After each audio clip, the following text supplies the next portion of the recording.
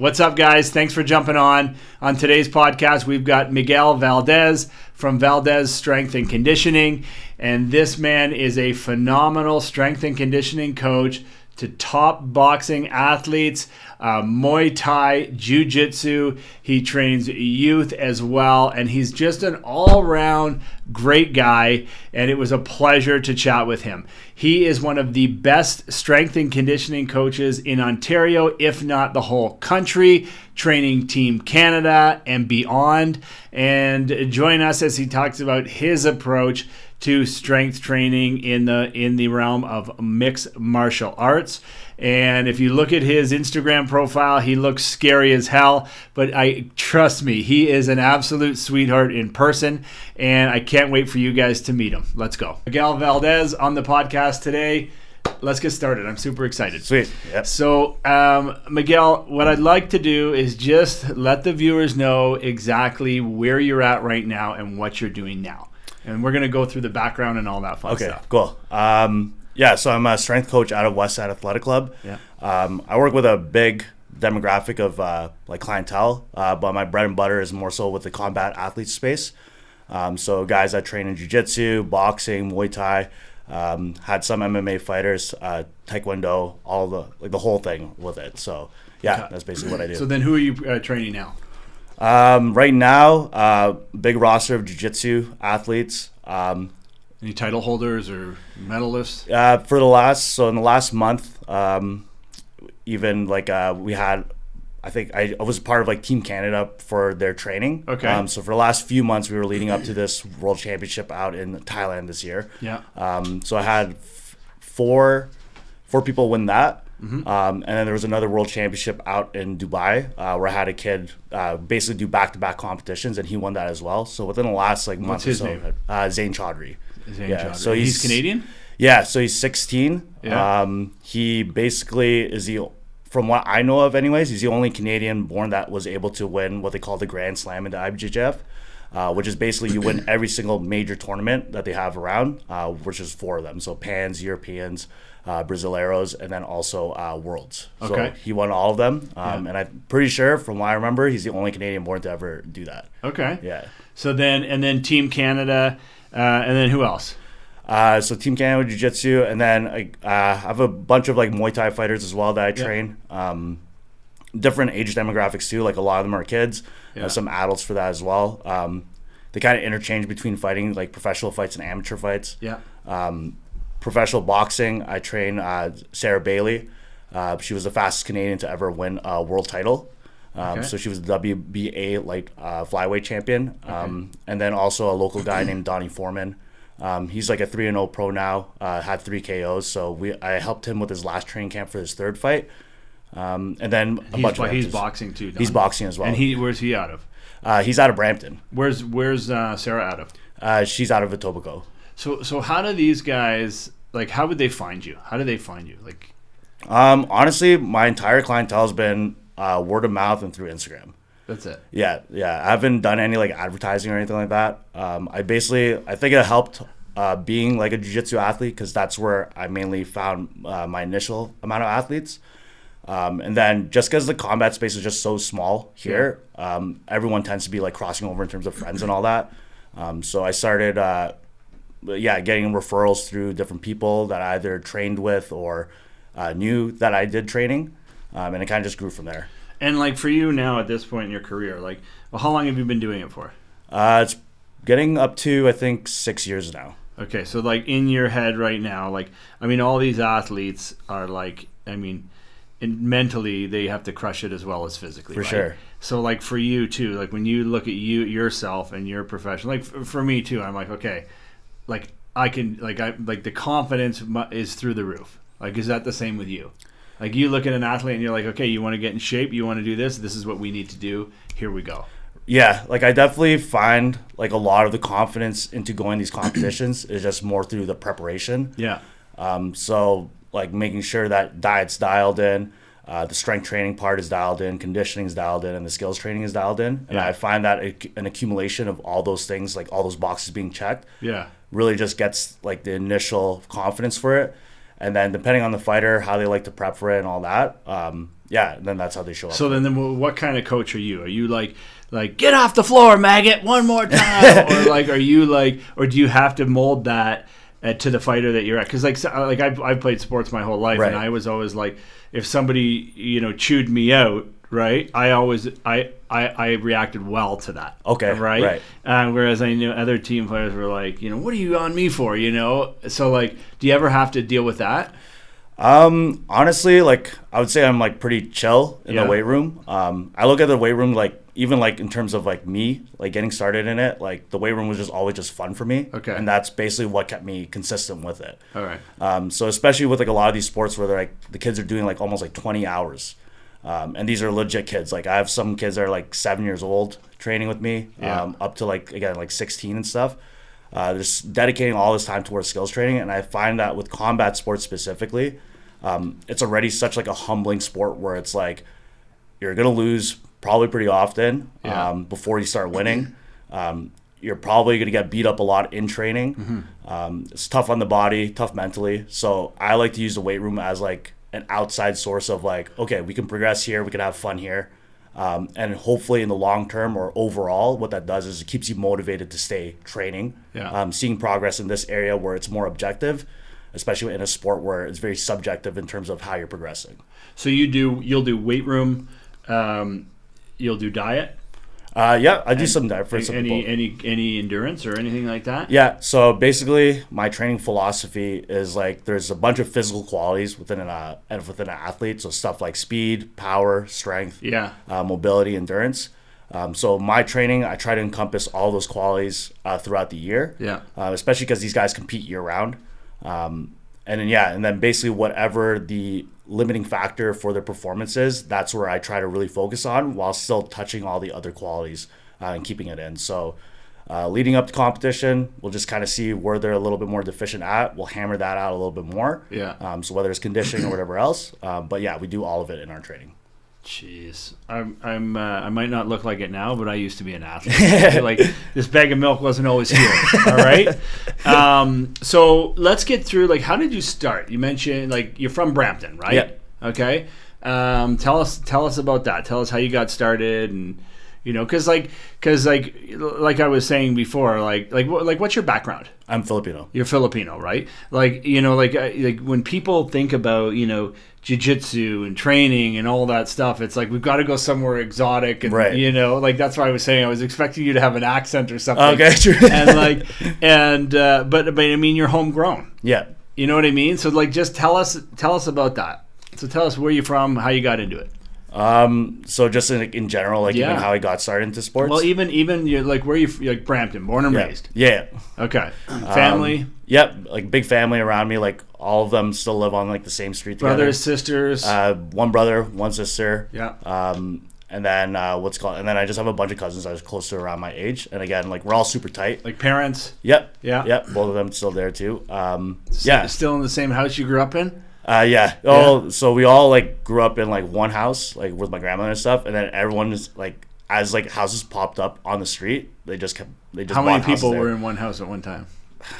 I want to say at least maybe 12 or something. That's crazy. Yeah. And then everyone moved out, and then they're all still super close together. So who came from the Philippines then? Your parents or your grandmother? So it was my mom's side that came from there, and then my dad's side, there were his parents came from there, but him and his family were all born here. Okay, but they're Filipino. Yeah, Filipino as well. Okay, okay, cool. So then, so what part of Brampton? There's no the G section? Or? Nah, well, I don't even know what a part would be. Yeah. I guess I think they call it Flower City or something Flower City? that area. Yeah. Or maybe that's Brampton in general. I don't know. So does Brampton have a big they have a big culture of fighting and training, or because I when I think about that, I don't think that at all. I would right. I definitely know it's grown now a lot. When I didn't start that long ago, but when I started, there was probably only a couple gyms that were doing it. Yeah. And mainly they were MMA gyms, just as in they had a mix of classes. So there's one or two maybe designated boxing gyms, one a jiu-jitsu gym, but a lot of the other ones were mixed in it. Yeah.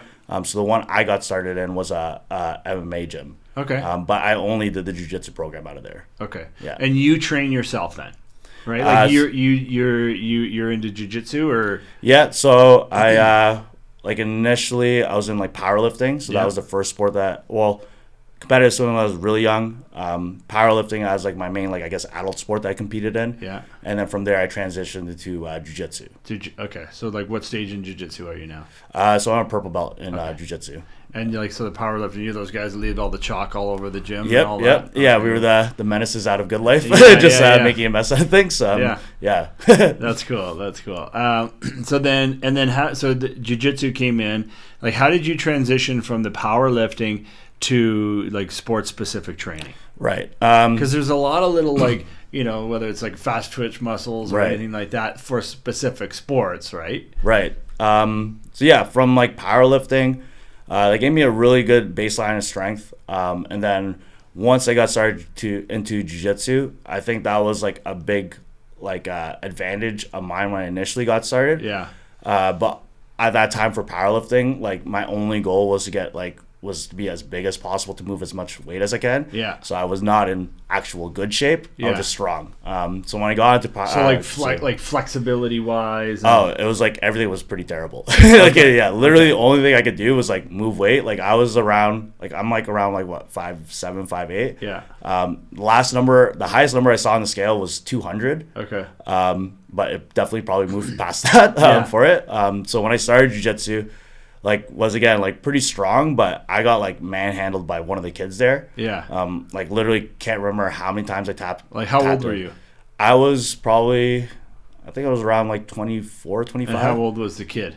Like definitely under 16. Like he was probably like 14, 15 years old. And literally like not even, like he was That'll probably. kill your ego. Oh yeah. Like he was probably about like 140 pounds at best maybe. Yeah. So after that round, I was like, bro, that was so unacceptable. Like I need to, I need to hammer this out a lot more. But luckily, like that time when I went into my first training, there was two coaches there. One that was running the class, one that like was just kind of dropping in to train. And the one that was dropping in to train is actually still my coach today. Okay. So I partnered up with him. He helped me out a ton. So I had a really good first experience with that. I got messed up by that one kid, but I also was able to like tap out some guys in like first day with techniques that they showed in the class. Yeah. So I got like the best, I guess, mix of that experience of like getting humbled, but at the same time seeing some success. Yeah. And then right from there, I was like pretty hooked. Okay. I always find it's difficult too because when you jump in, it's like boxing. You jump into boxing and you just want to like fight, but right. Like, no, footwork and hands, and you know what I mean. And you got to know the combinations of basic, and then you jump into it. A lot of people have a hard time even getting past that part. Right. Yeah, I think that's the one cool thing with jiu-jitsu is like because you're not getting hit in the head. Yeah.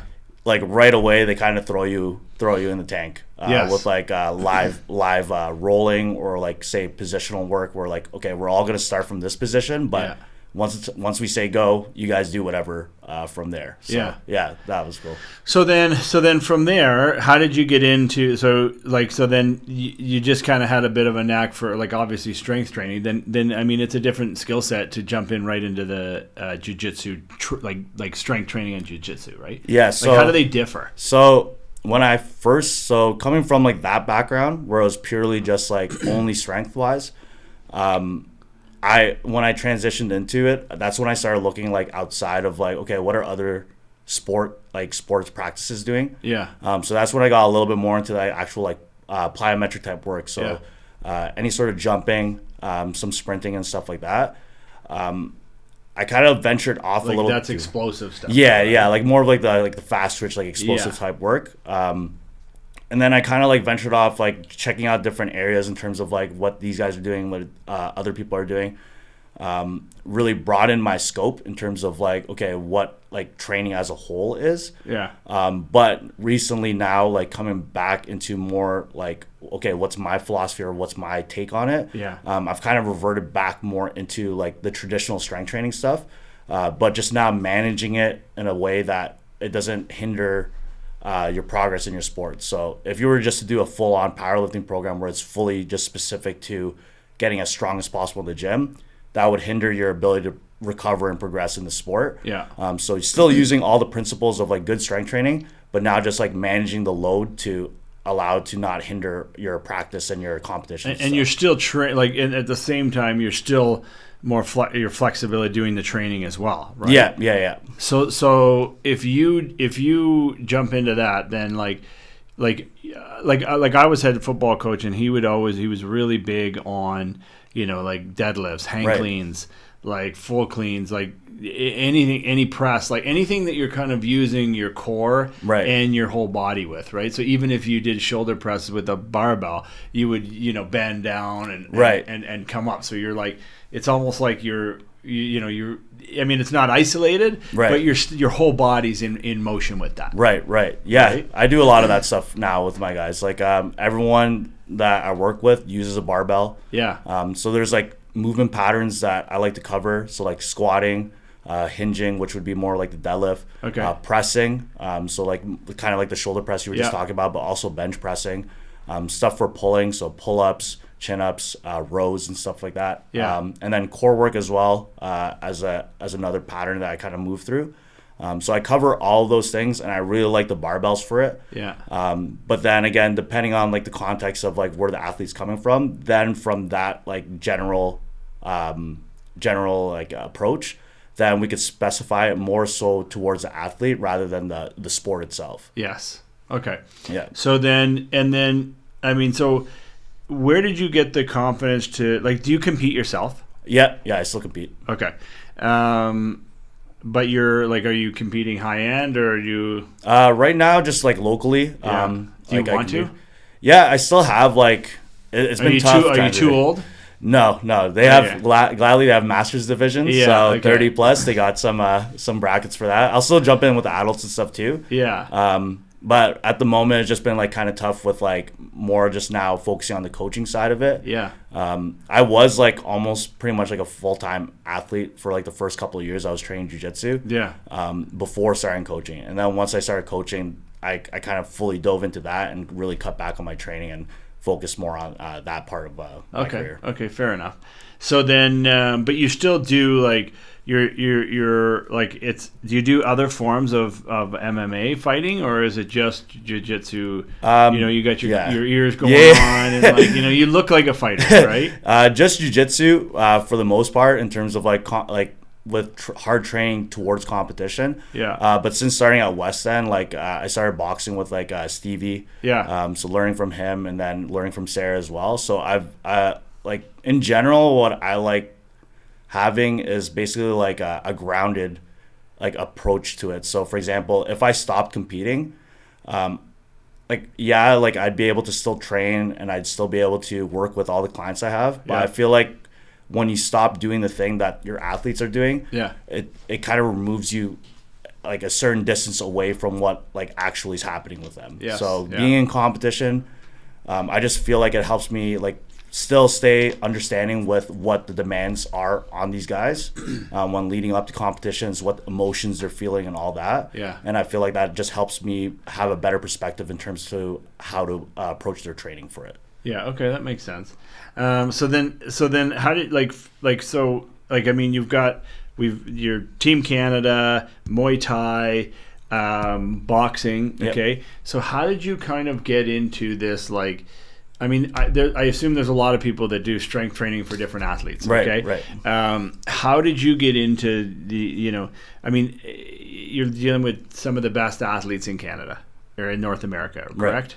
Right. Yeah, even in the world, to be honest. In the world, yeah. Okay. And I'm going to get onto that too about the caliber here, but like, how did you actually get into that and say, hey, I'm good enough to be able to do this, or did you just kind of like, hey, I'll help you out here, and then that athlete did better and did better and did better? Right. Like, where does that start? Yeah, like honestly, like I can't even really say like what I would like. I still feel like I need to improve like a lot in terms of what I'm doing, and I've just been like pretty lucky that like everyone's responded well to the training. Like like I started working with some athletes that would only compete every now and then. Yeah. From there, like other athletes that were competing more often started working with me, saw success with them, and then it just kind of kept growing from there. Getting recommended from even like I got lucky with working with a lot of gyms like top athletes.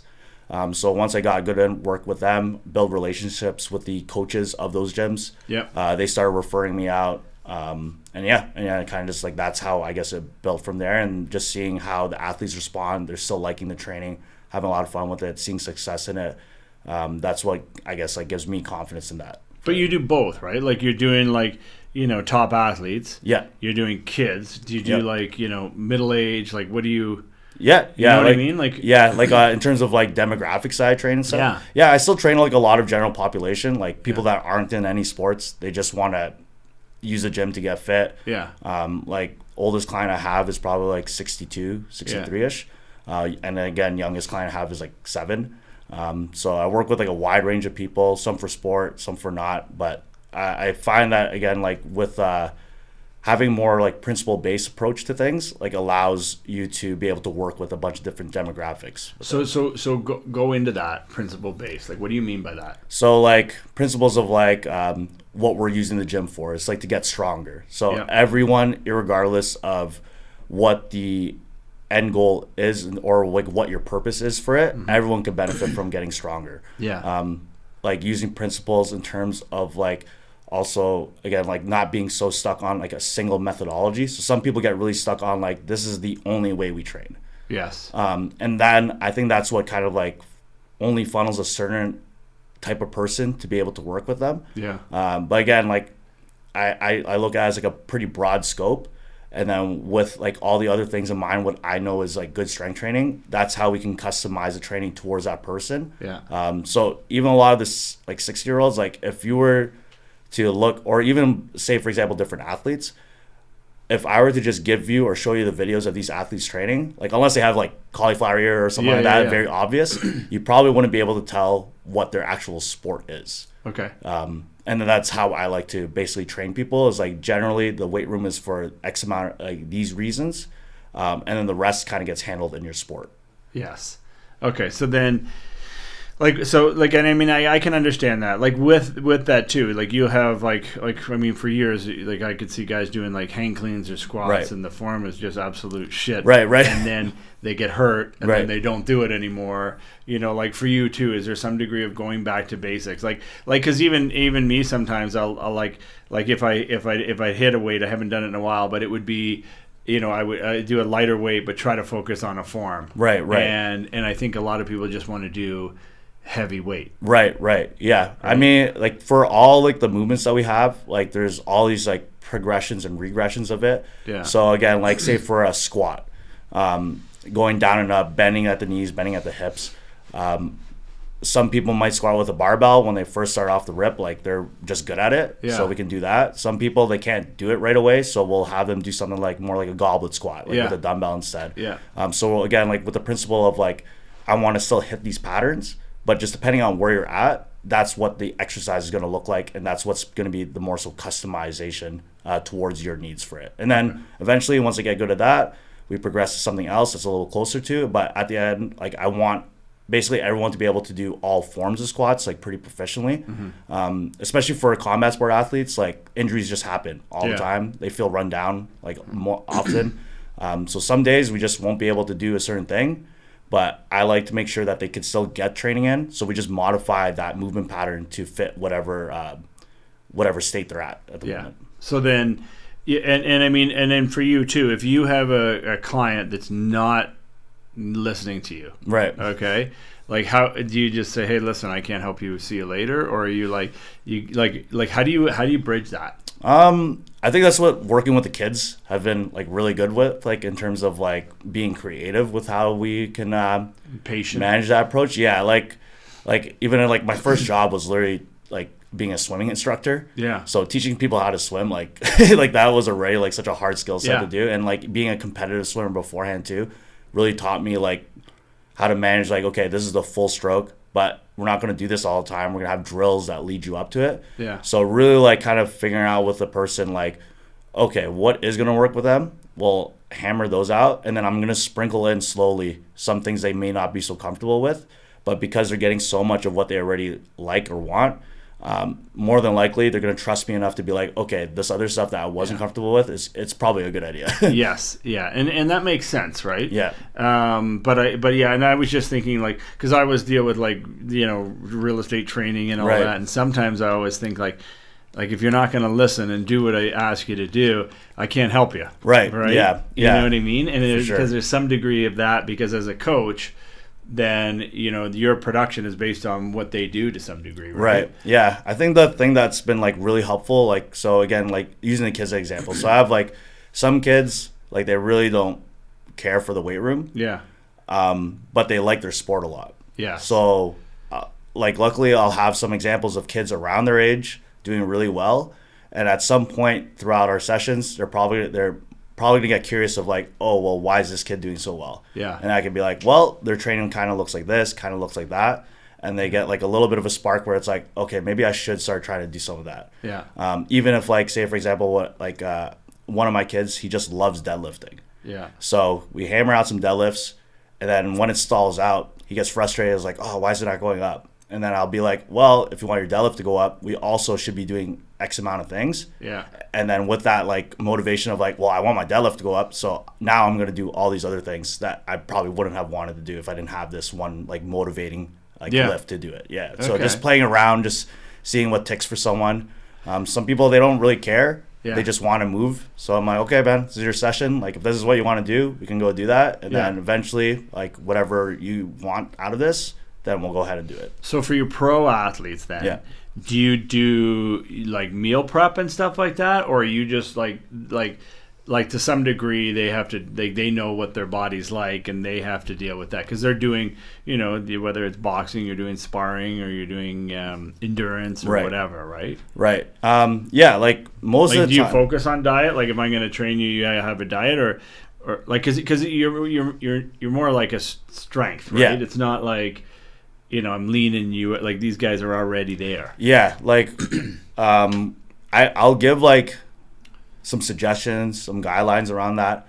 Again, if it's like very specific as to what they want to do, I'll just go ahead and refer them out to someone. But yeah, like I find that, again, like more or less kind of like how the attitude is with the person. So if they want to be a high performing athlete and like not just saying they want to do it, they actually want to, they'll have a lot of these things covered already. And then my role, I find, is just to kind of help curate like strategies around how we can get this in. So like, I'm a high performing athlete. I train 2 to 3 times a week, but I also have a full-time job, and a bunch of other external factors that are kind of stressors for that. So they have the tools in terms of like, they know what to eat.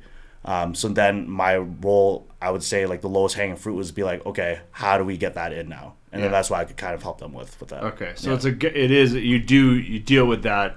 I mean, they should know, but you're dealing with that. Yeah, and if they really don't, like, again, then I have like a bunch of like tool, like I've done a nutritional course and all that. So if they really don't know, then for sure I can give them like the basic guideline in terms of like what we should be following around. And then as time goes on, then we just kind of revisit sometimes. I think this is why also in-person coaching, like online coaching is really big right now for a lot of trainers.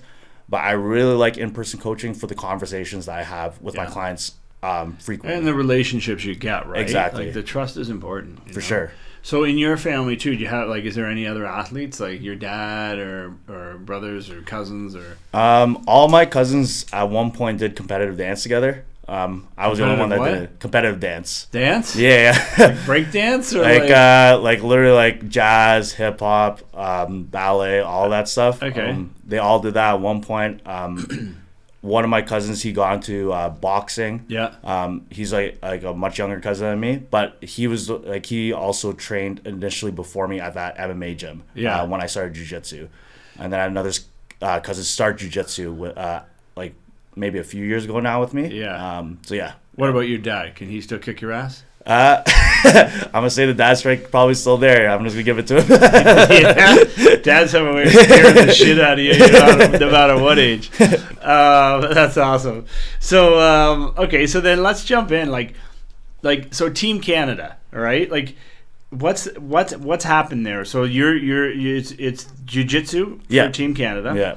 I assume too. There's like I don't know how that works, but any bureaucracy, there's like do they just call you and say, hey, we want it to be, or do you have to do an application process and things like that? So with Team Canada, it initially got started because I was training. So these 2 kids.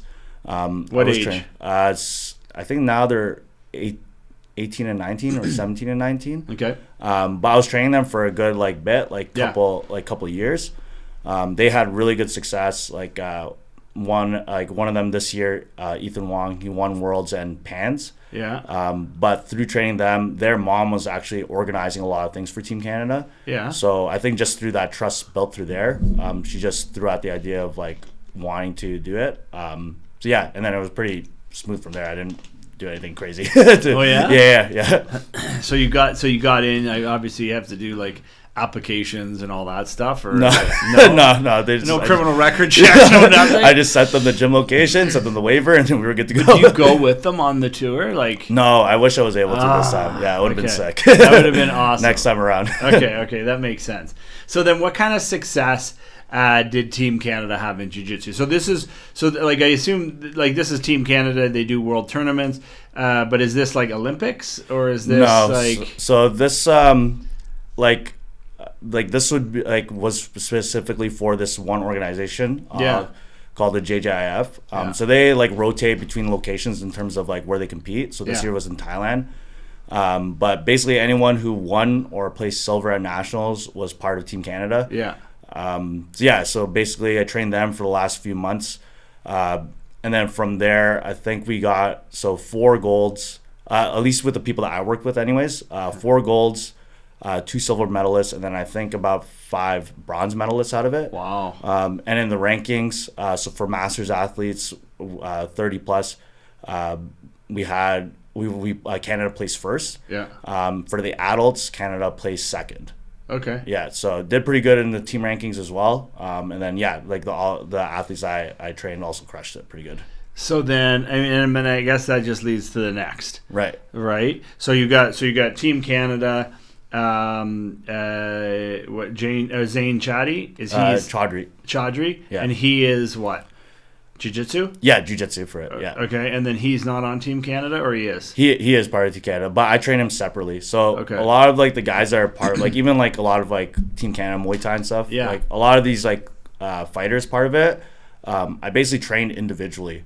Okay. Prior to, so even if I wasn't last year, I didn't run the team trainings for Team Canada and stuff, but I still trained a lot of the athletes individually. Okay. For it, yeah. And then with Zane, do you go on any fights with him or no? No, if it's local ones, then I'll be able to go down and watch. But a lot of these competitions happen out in the States. Yeah. Again, a lot of these guys are competing probably twice a month at least. And they're competing but at that level, is there any money in it for them?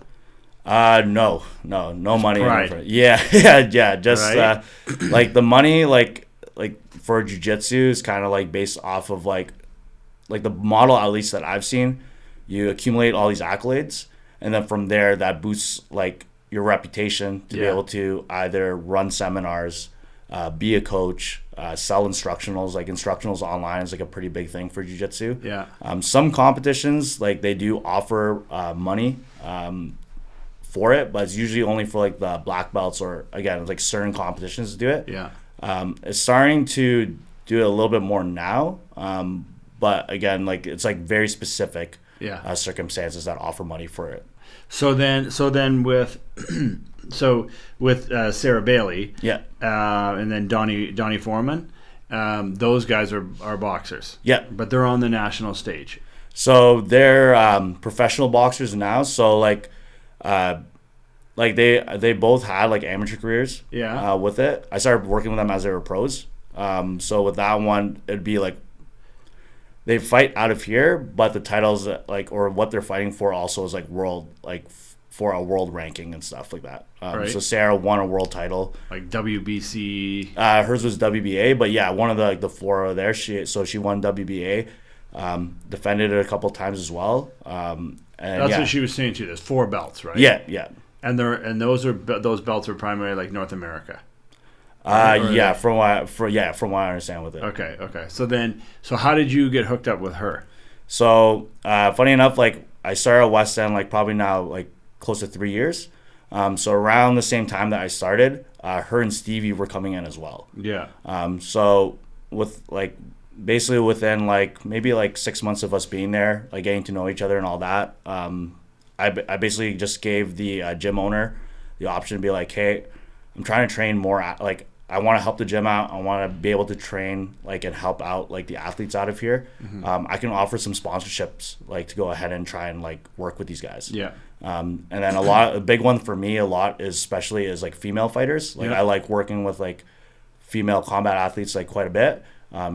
So I was saying like specifically even like someone like Sarah, like if she would be interested and she doesn't have anyone right now, I would like to offer to train her. Yeah. So like why female? Did you find that they'll listen to you more, or they like they put on muscle? Like how do you like what do you like?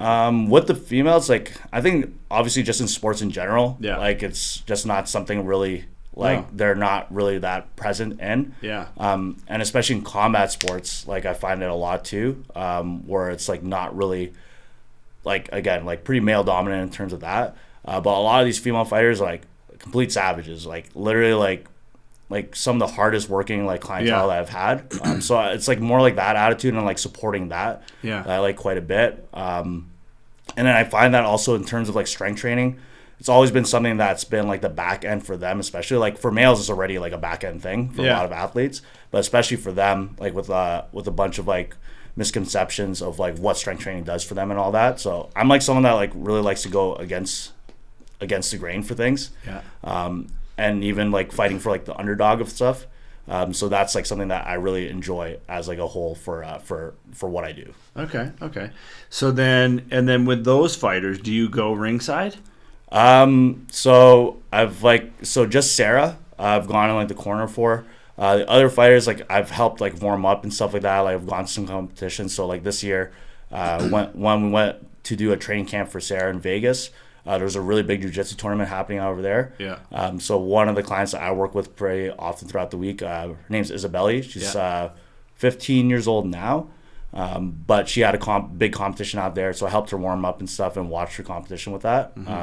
But yeah, I'm definitely trying to make it more of a thing. Like next year, I have it in mind that the ones that you travel for, I want to be able to show up for those a little bit more. Yeah. All right, because you see a lot of those fighters with their entourage, right? Like everybody comes up and does their thing, and like a lot of it is mental too, right?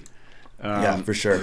And I always think too, like, and you can't really pick it, but like an athlete will respond differently to somebody versus somebody else, right? Like certain coaches have an impact versus other ones, where some are more strategic, but some are more mental. Right. Get your shit together and let's go. Right. So it's interesting, but you don't hear much about women's boxing, especially in Canada. Right. So I do like, to me, I'm intrigued on it. What's the caliber of athletes? Like, so.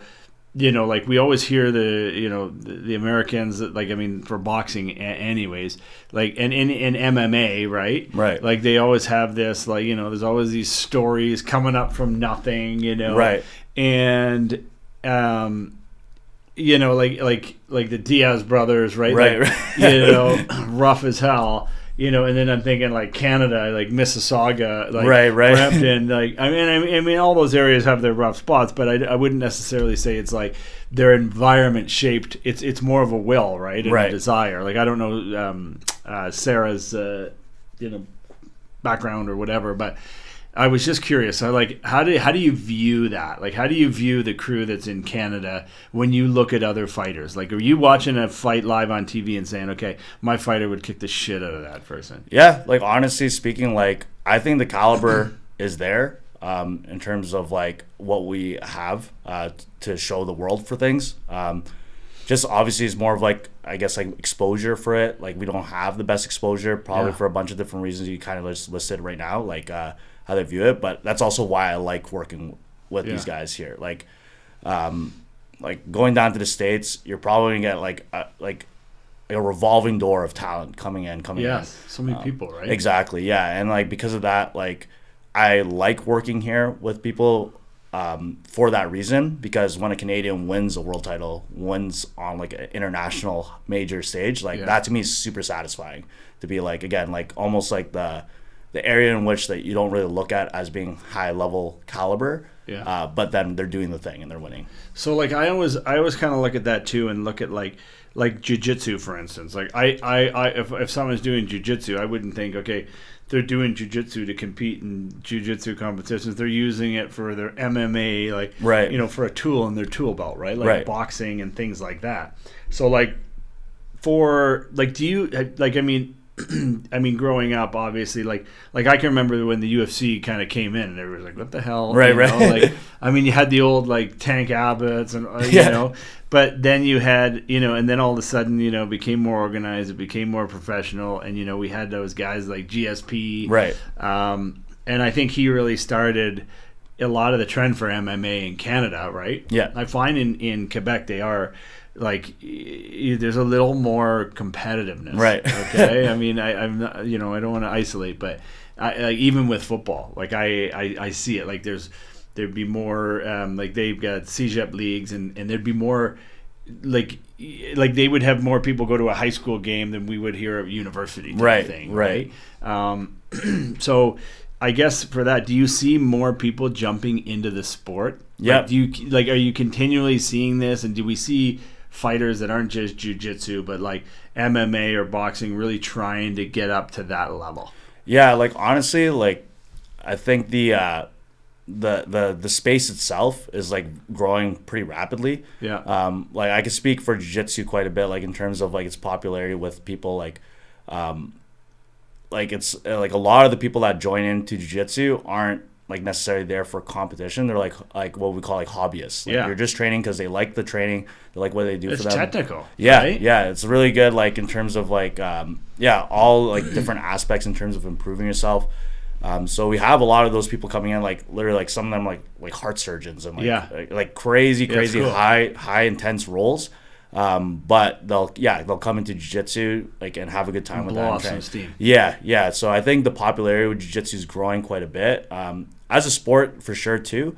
But just in general with like who does it or who goes to it now. Yeah. It's not just guys just looking to fight. It's literally guys that, okay, this is a sport that I can do and have fun with and improve myself with. Yeah. Yeah. But you like, you know, you like, can you tell that you can tell the difference between a fighter and non, right? Yeah. Like honestly, someone it's who's pretty surprising. serious about Some guys that are like, and that's a cool thing with like these sports that I like quite a lot. Because growing up, like I was not an athletic kid. Like Yeah. I did a bunch of different team sports and I sucked at every single one of them. It was just more so the individual sports that I kind of excelled at a little bit more. Yeah.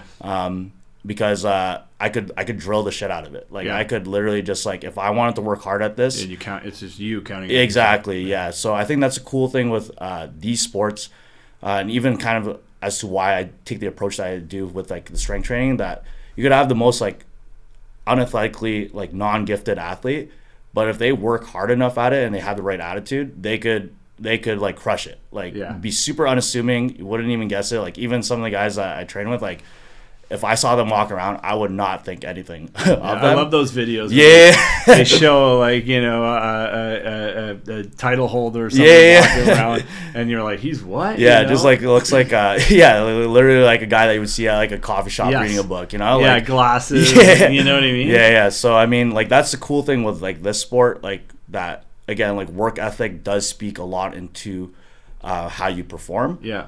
And again, I think that's why I like the strength training aspect with it as well. Because again, a lot of the guys coming in, at least initially, like you'll have a lot more athletes now coming into the sport, but just didn't have any of that stuff really growing up or as a focus. Yeah.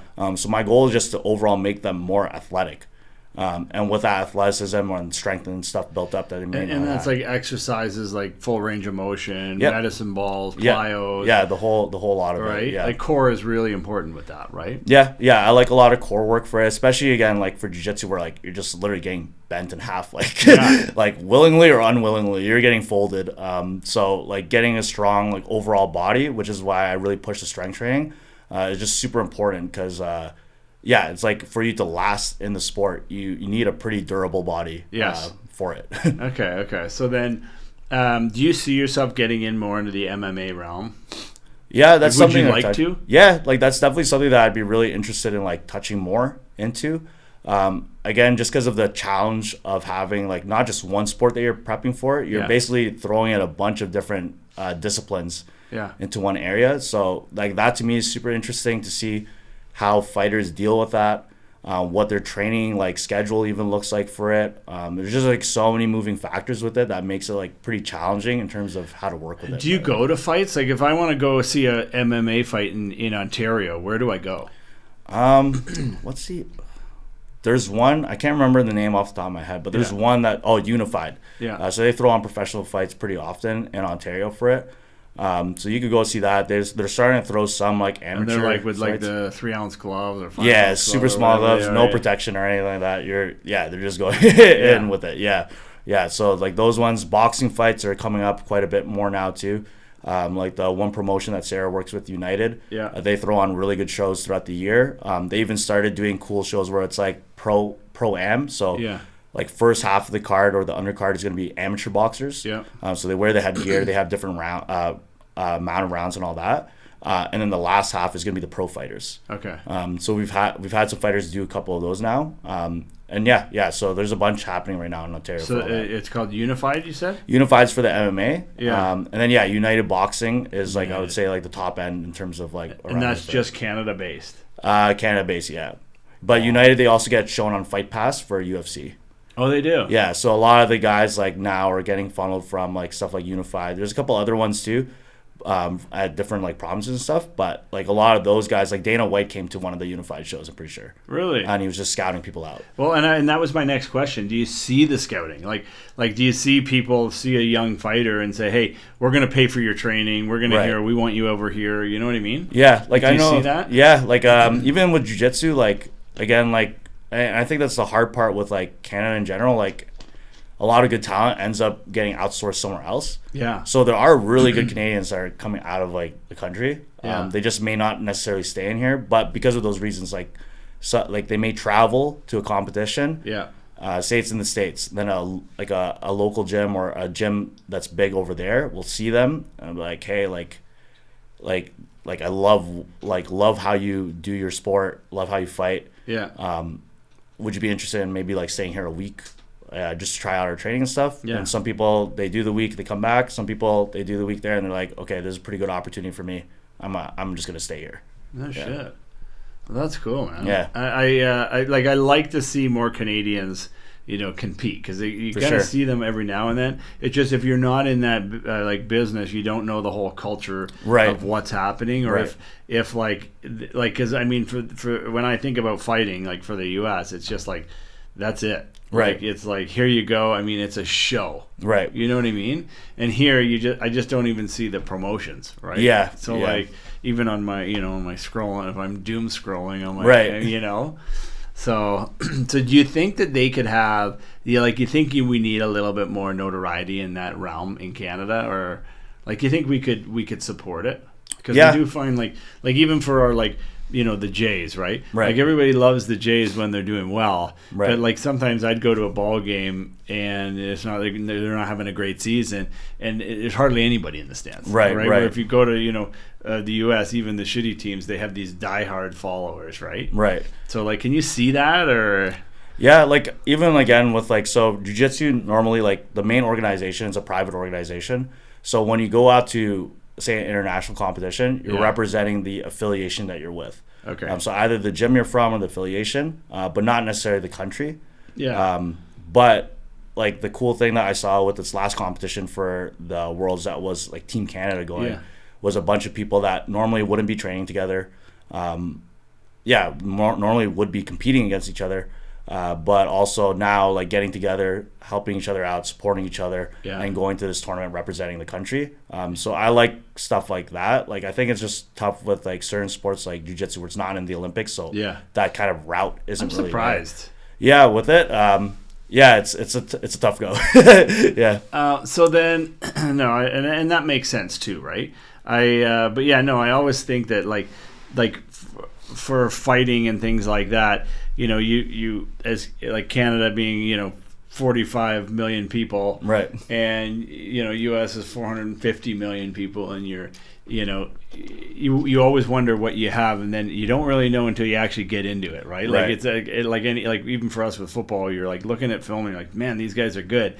And then, you know, you have a couple plays in the first quarter, and I'd be like, okay, we can hang with these guys. Like, this is it. You know what I mean? Like, you always have this, like, but you got to really jump in and get going. Yeah, and I think that's a cool thing, again, with, like, a growing sport is that, like, change can happen at, like, any point. Like, a turnover in terms of, like, who's dominating it and all that can really just happen at any point for it. Like, especially even, like, the age of people getting into it. Like, again, like, I train, like, some kids that are like 16. They've been training the sport already like 10, 12 years.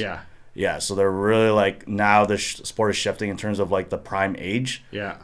For like their career. Like is hockey, like getting lower and like lower. 7 years old. And these kids are like, holy shit. You know? And honestly, like, I think again, that's why with the strength training aspect of it, I really like having it like very general in terms of their athleticism, just because of like early specialization happening like sooner and more hard this time around. Like, So then I want to talk about the kids in a sec, but so for the professional stuff too, like, do you ever, like, are there people that are coming to you and saying, hey, like, you know, I need to strengthen up my jab, right? Like Sarah or whoever, or I need something for my right hook, or like, do you ever have that specific, or are you kind of like, okay, to do that, you'd need to use this, you know what I mean? Like, I ask those questions, or I try to figure that out, kind of see where their mentality is with it, and at the same time how I could better communicate how their training is going to help them.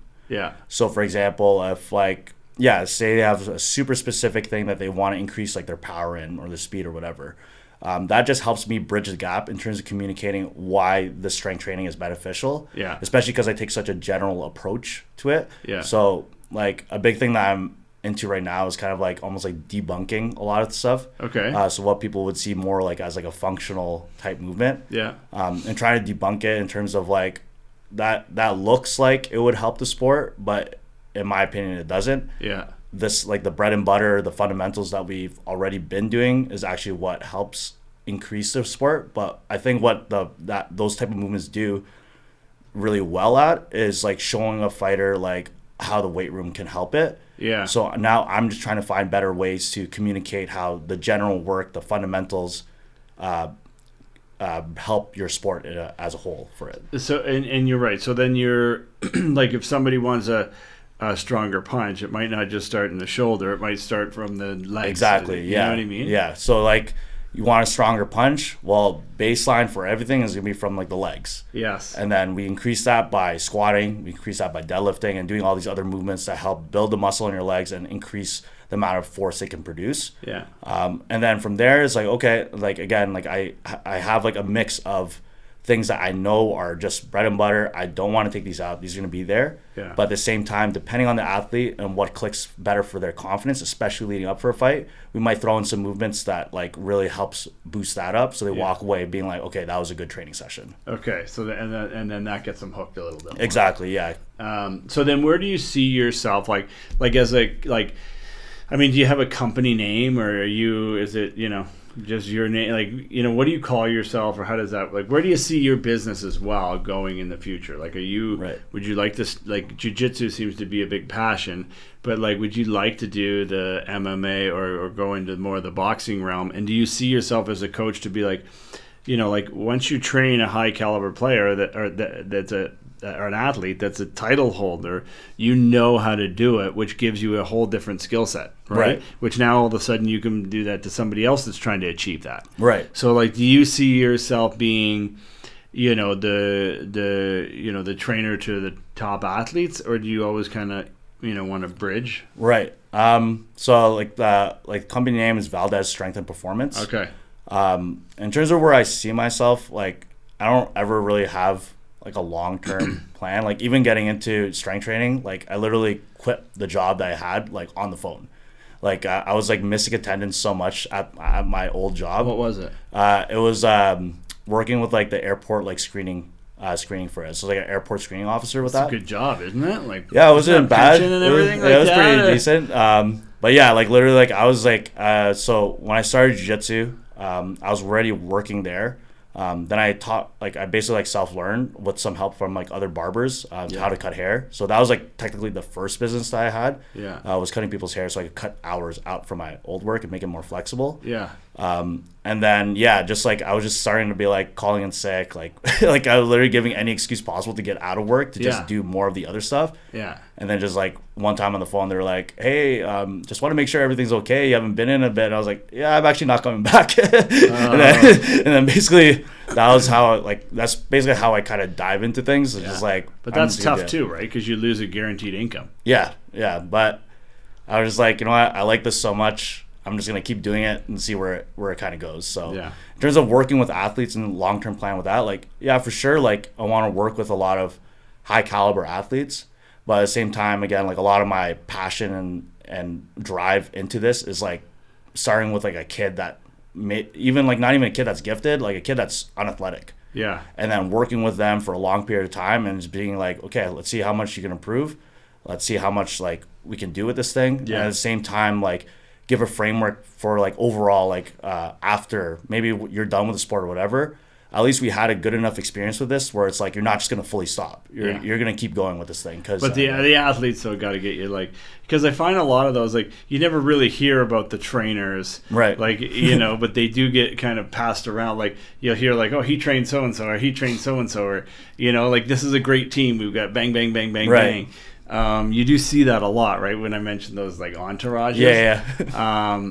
But I guess too, like, so with the kids aspect, to me, any sport for kids, I mean, especially young men, it's like, I mean, it's a great way to get rid of that energy. For sure. But it's a great way to show discipline as well. And I think that's really important right now because I don't think we have a lot of that. Right. So talk more about that because it seems to be more of a bit of a passion for you. Yeah, like like working with kids, like again, like even one of my previous roles, I was like the title was a residential youth worker. Yeah. So what I would do is like I would basically support like certain like houses that were foster homes. Yeah. So working with like at-risk youth over there. At the time, I don't know how it is now, but at the time it was mainly females working in the area. So I was like one of the only guys that was really working there. Yeah. So from that, like and because I was like pretty young too, I was fresh out of university with that one. I think like just the all boys homes and stuff. Yeah. Those ones like I got along with like really well. Yeah. And one of the things that like I found helped quite a bit was taking them to the gym. Yeah. Taking them to the gym, we'll go to the park, we'll like shoot around. Like go outside, do something. Yeah, exactly. Just anything like around sports and stuff to like get us active and also build confidence with it. I just found that was like really helpful for them. Mm-hmm. And now carrying over into like training athletes and stuff. Again, seeing like working with kids that like aren't really doing that well in their sport, but they love it. Yeah. Like keeping them on that track as well. Like I think that's like pretty solid. Like I like doing that quite a bit. Yeah. And it does help them, right? Like, yeah. Like I like especially kids, troubled kids or whatever. Like getting them to do something where they're not like, twiddling their hands or causing trouble. For sure. But they get committed to that, Yeah. Like I do like I always look at that. Like I'd always look at sports even personally. Like I always found that the team sports. There's so much like I understand the individualism of your sports, but when you talk about the team, right? I do think it's important because then there's everybody that's collectively working towards that goal. For sure, yeah, and like even like what's it called like the team aspect of like that, and I think that's what I like about like working with all. So even I train like a bunch of kids are all females and stuff. Yeah. So a lot of times like. It's hard to find other female training partners at gyms. So I'll have like one girl that's like maybe one of like maybe like 5, maybe 4 out of a gym that's like however many hundred. Yeah. That are rest guys. So I've been doing some sessions or been trying to like another thing that I've been trying to work on is getting all those girls to work out together. Okay. So kind of like using like the gym as like an area where like building like that team camaraderie. Yeah. helping each other build up. Friendships. Yeah, exactly. Especially in a sport where technically at the end of the day it's individual. Yeah. Just helping out with that as well. Like I do agree, like for sure that team camaraderie and like that team building aspect is definitely very important. It's confidence too, because a lot of those kids don't have that same confidence or self-respect either, right? I always look at, like, when I played football, I always played, like, baseball throughout my life, right? And then I played football in high school, but that brought me, like, you had to keep a certain grade average to stay on the team, right? And I liked the sport. It was physical and I was big.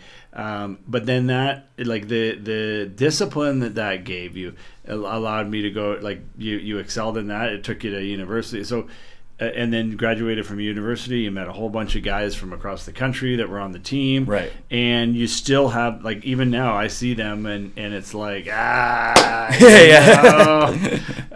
So I always, like to me, even for my kids, I've got 3 boys, and I always, like, my oldest one is 7, and I'm always, like, pushing the sports. Like, my wife is kind of like, well, I don't know if he really likes it or not. And I'm like, if he excels in it, he's going to like it. Right. And that's kind of like, if we let the kids jump in there and quit, what are we really saying? So they have to be in it long enough to kind of be saturated and say, okay, yeah, I can understand the sport, because a lot of it is, if you don't understand it, it's hard to really like it. Right. And I always found that with football for me. But like, for the young kids, like, to let them quit right away, I think we're doing a disservice.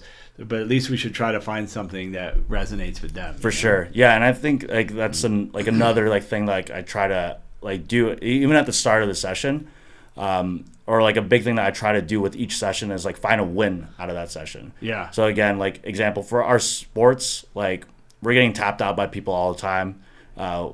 Competing often. Some people don't get the results that they work so hard for. Yeah. And especially as a kid, like, trying to like rationalize with that is, like, pretty tough. Yeah. So the weight room, because we can control so many things, like, very well, getting a win out of that, I find, like, helps, like, keep them from burning out throughout it. So even if, like, whatever, like, a couple months out of their training for their sport, like, kind of sucks. Yeah. But they're still doing it because they're disciplined and stuff. Still finding ways to win out of our training as a whole. Yeah. I think just keeps them going a little bit more. Well, and it teaches them how to lose, right? For sure. And they can lose with, a little bit of dignity and grace, right? Like, and once again, I go back to my 7-year-old, and he hates to lose. Right. Then he always argues about it, and like, I always try to get rid of the whining portion of it, but I'm like, the positive for me was, like, well, at least he really, like, he's competitive, right? Yeah. He cares about it. For sure. And that, so we want to kind of stay on that and say, okay, it's everybody loses. Right. Right. And it's just how we take it after, and then do we learn from that? For sure. Yeah. And I think even, like, that's probably one of the best parts of sports. Yeah. It's like, you feel that feeling of, like, I lost. Yes. I suck. This and that, like, things that you would, like, in a setting where it almost, like, it doesn't really matter. Yeah. Like, at the end of the day, it's like, we're still gonna go home, still hang out with our friends and all that. Right. But it teaches you, like, all those lessons of, like, how to be humbled in a safe setting. And then I find that carries over, like, speaking for myself anyways, that carried over quite a lot into other aspects for, like, say, business. Yeah. Like this month for business was not great, but again, having that exposure to those feelings in the sport, I definitely found helped me be prepared for those things. Yeah, and I find that too. Like, even for us with business, right?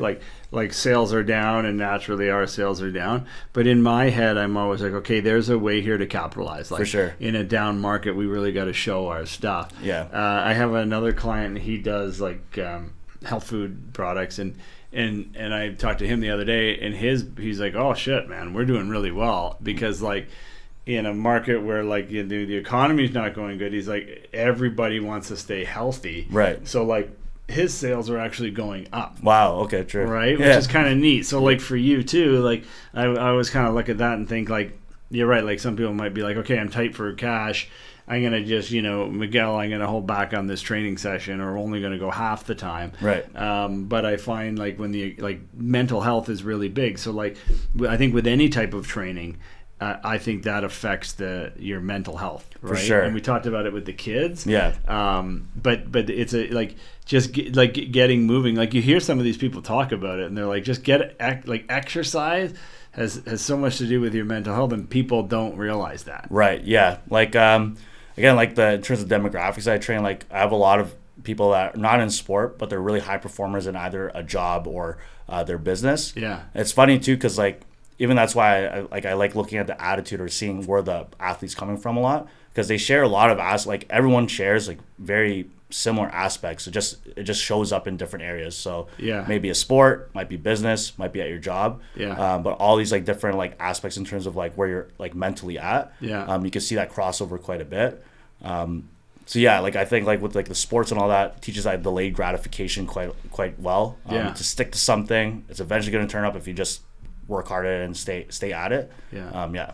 But for you too, do you see like business professional, like successful businessmen come in there and do the training? Yeah. Right? Honestly, like even again, like to support their business, like especially because a lot of times like most of the guys that are high performers in those areas. Yeah.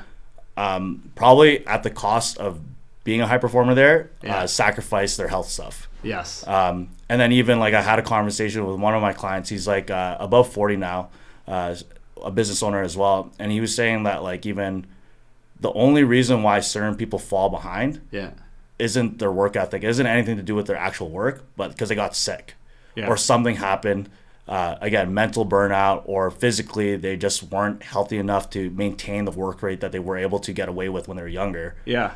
So I find that for sure, like in terms of supporting yourself long term, that staying, exercising, however way that looks like, is definitely going to be beneficial for all those things. And on that note too, what time are we at?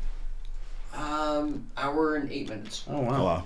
Crazy. Time flies when you're having Yeah. Crazy. And on that note too, like like we talk about like working out, and some people have a really tough time going to work out. Right. But if somebody's doing jiu-jitsu, or like it's both, right? They're Right. learning something new and they're working out their body. Like the movement is workout in itself, right? For sure. Right? Yeah. So like I kind of like that about the mixed martial arts realm, is that like, you know, and especially for the kids too, like it trains them, like there's the discipline in there. So like just because like if, like for instance, you see it all the time where like you have some kid who's like, you know, getting in trouble a lot, and then Right. all of a sudden he does boxing or he does jiu-jitsu or MMA, and everybody's like, well geez, that's not a good idea, he's already rough already. Right. Don't give them the tools to do that again. But it doesn't really equate like that. Right. They like it. They learn to respect the sport, and then you know your capabilities, right? Right. Like for you with jiu-jitsu, you know that you can, you know, kick some ass, right? You have it gives you the confidence, but it also gives you the confidence to like turn that down, right? Right. Like, you know, like we talked about Sarah, you know, like she's not going off and picking fights and or anybody that criticizes Right. her, Right.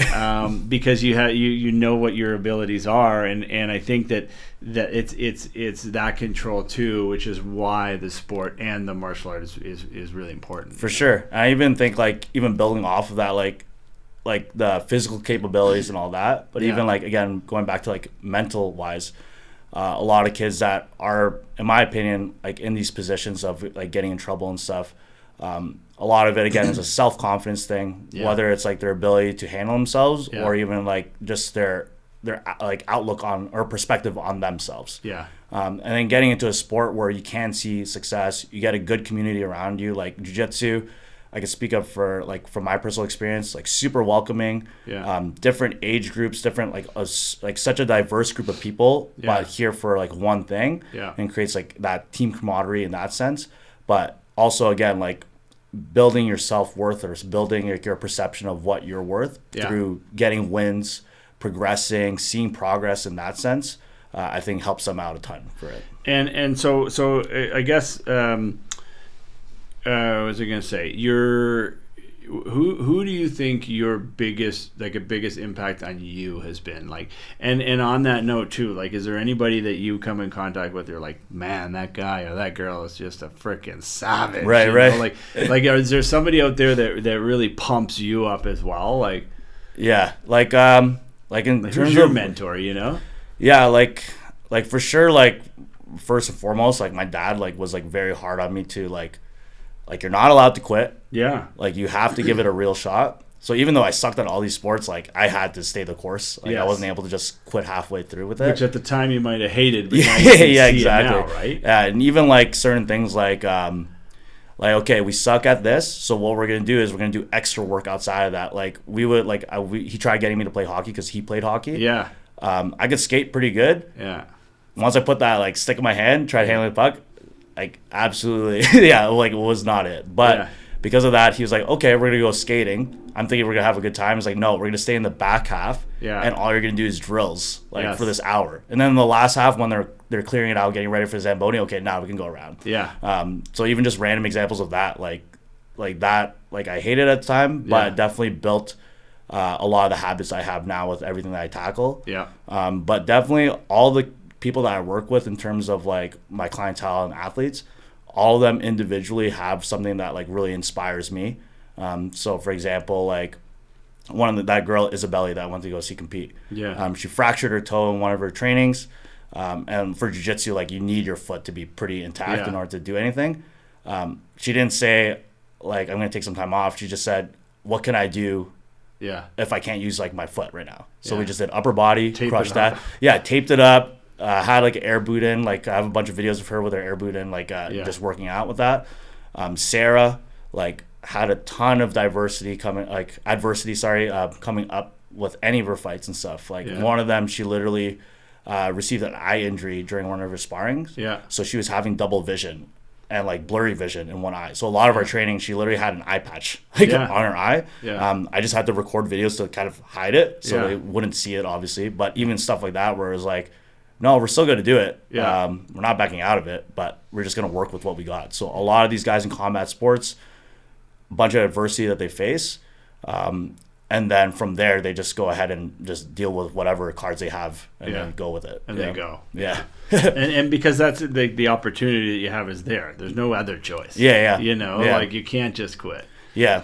So then I guess in closing too. So where do you see your business going down the road? Like like is it always going to be with kids? Is it pro athletes? Is it your own gym?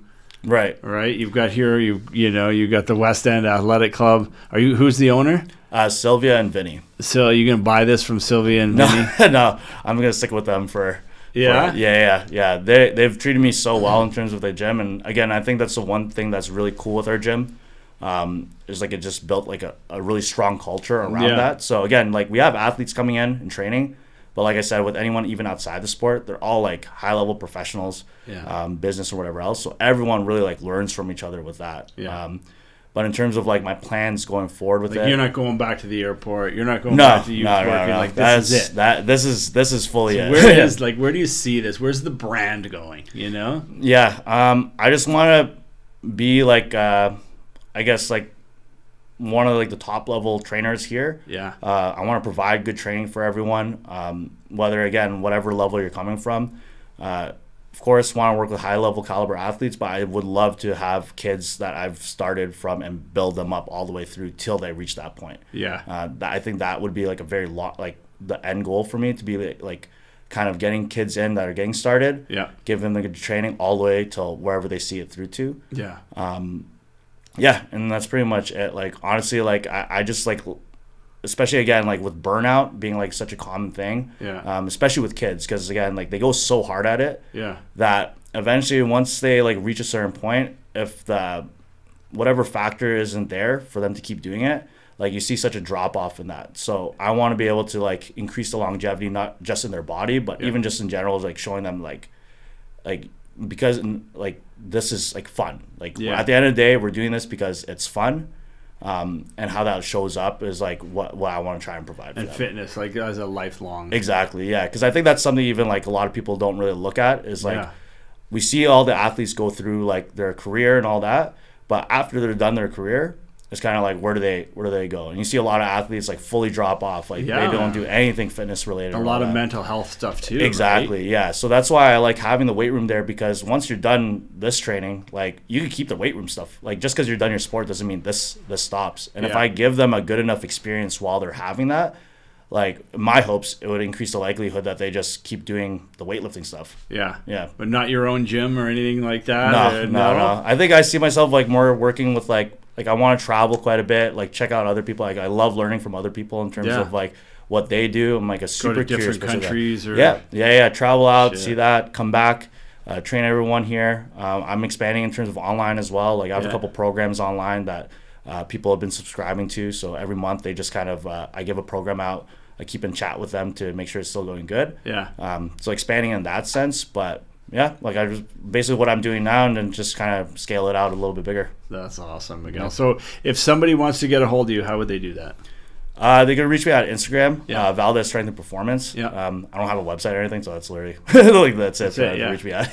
Well, that's awesome. Well, listen, buddy, I appreciate you. Thank you, bro. Appreciate it. Great. Yeah. All right, man. Thank you. Thank you.